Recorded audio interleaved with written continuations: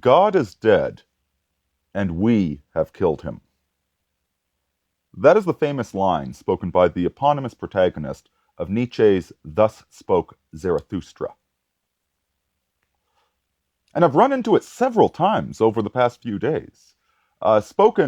Mentioned by atheists and Christians alike, both of whom seem to be absolutely misinterpreting it.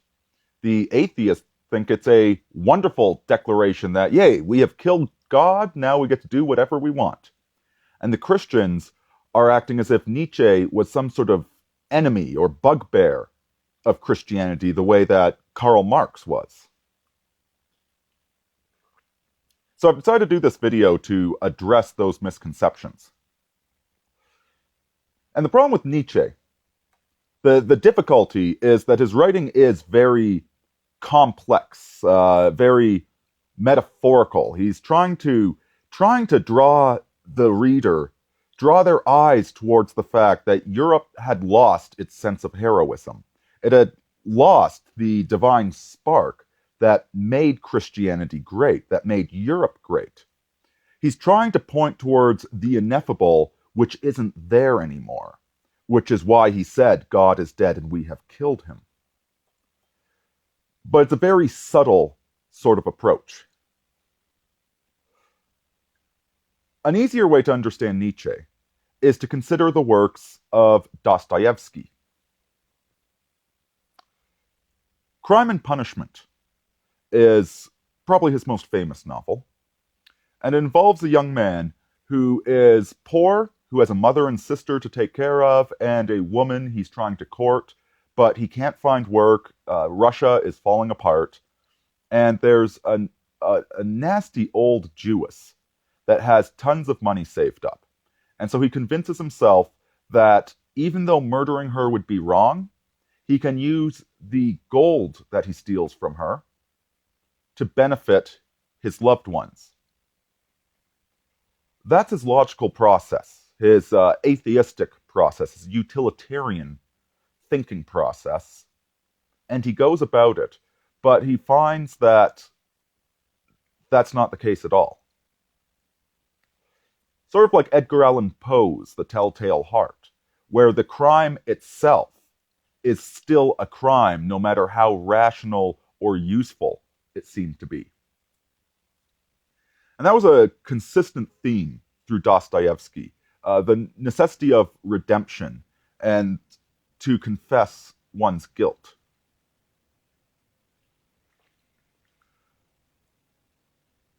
In the short story, it's part of a larger work, but The Grand Inquisitor,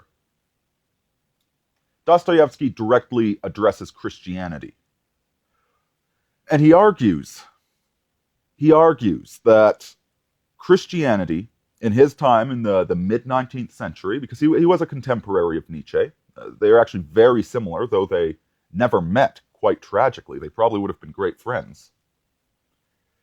He argues that Christianity is, true Christianity, is very, very terrifying because it proposes an absolutely radical form of freedom. It proposes that you actually have the ability to damn yourself to hell or to achieve salvation. That despite our myriad of human weaknesses, our animal weaknesses, that us humans are nonetheless these incredible creatures with so much agency over ourselves. And in The Grand Inquisitor, he accuses the church of abandoning that sense of radical freedom, of that absolute sense of right and wrong, that faith in God, and replacing it with faith in man, faith in the material. And much like his protagonist in Crime and Punishment, the Grand Inquisitor, the eponymous Grand Inquisitor, I love that word, he has taken it upon himself to be the evil one.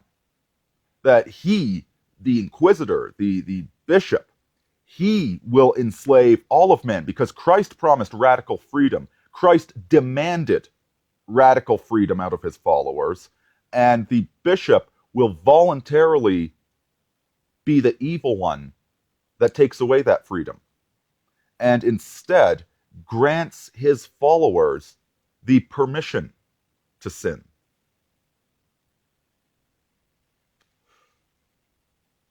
Very, very similar to the crime and punishment protagonist.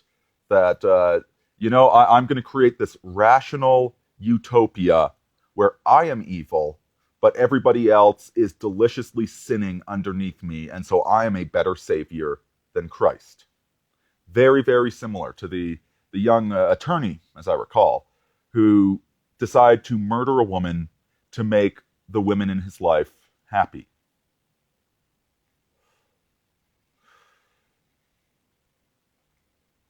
And see, this is what Nietzsche was writing about.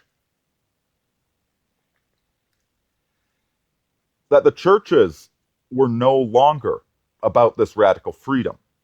That Europe, the Europeans, had given themselves over to this profligate behavior.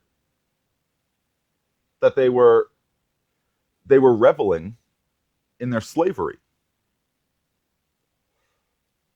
That God is dead because we have killed him, because we, the Europeans, have lost our faith. We no longer want to go over. We want to go under. We want to be beasts.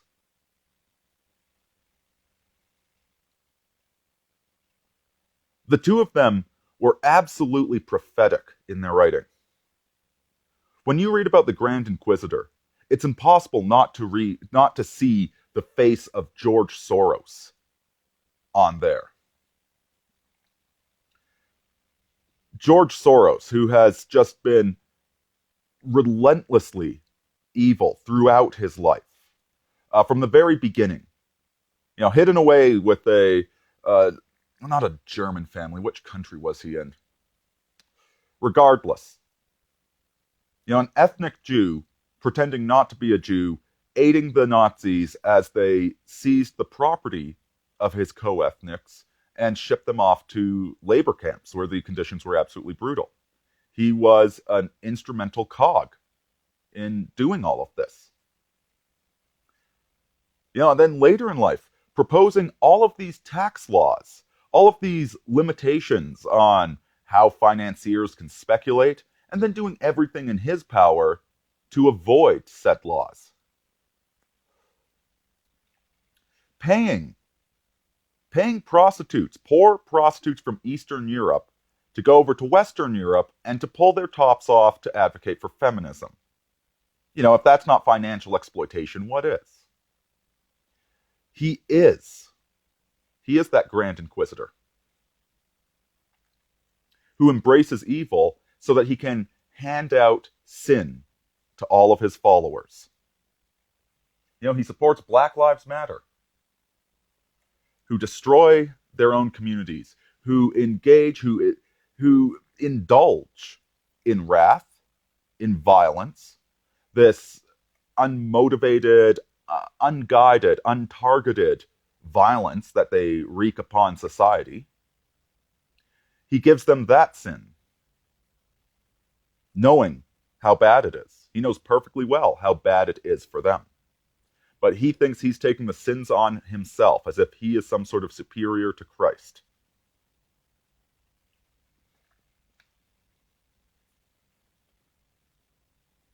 This is what both those writers were talking about. Nietzsche wasn't celebrating the death of God. He was accusing the European man. Here in Canada right now, we've got the United Church is having a problem with some of their ministers going around saying that they're atheist. This is the same church whose theological colleges endorse different new understandings of God because we are so much superior today than we were 400 years ago. We are so much more enlightened than those savages from the Renaissance. You start to understand why the Spanish Inquisition had to put 1,500 people to death when you look at these people running around calling themselves Christians who don't believe in God and think Jesus was just playing practical jokes on people.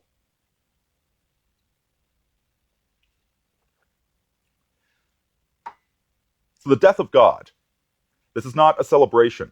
This is not a pro-atheist, pro-skeptic, now I can do whatever I want sort of a statement. It is precisely the opposite. It's an indictment of man turning himself into a beast. The same way these atheist cultists, these skeptics, these I fucking love science people that can't do basic math, the way these people are nothing but beasts. You know, they call themselves libertarian because they want to have no limits on their private behavior, but then they want the state, they expect the state to pay for all the messy consequences of their behavior. This is what modern libertarian has become. Skepticism, atheism. These are not philosophically principled individuals. They are empty wrecks given over to a reprobate mind who have turned themselves into vile beasts, crawling in the mud and reveling in sin. Nietzsche was a flawed man. He was absolutely a flawed man. And he tried to find heroism outside of God, outside of the church, and he failed, ultimately. It was a very valiant and noble philosophical quest, even if he did fail in the end, as surely as Beowulf failed against the great serpent. He was able to defeat Grendel and his mother, but he was not able to defeat the dragon. No more than Nietzsche was. But it was a valiant quest nonetheless. It was his struggle against the nihilism that was beginning to pervade the European continent. And all of us Christians that do have faith, imperfect though we may be, should be honoring Nietzsche in that quest. Because nihilism is very much prevalent in today's world. And though Nietzsche might have failed, we can learn from his failures because he was a man that understood heroism. Deus Volt, folks.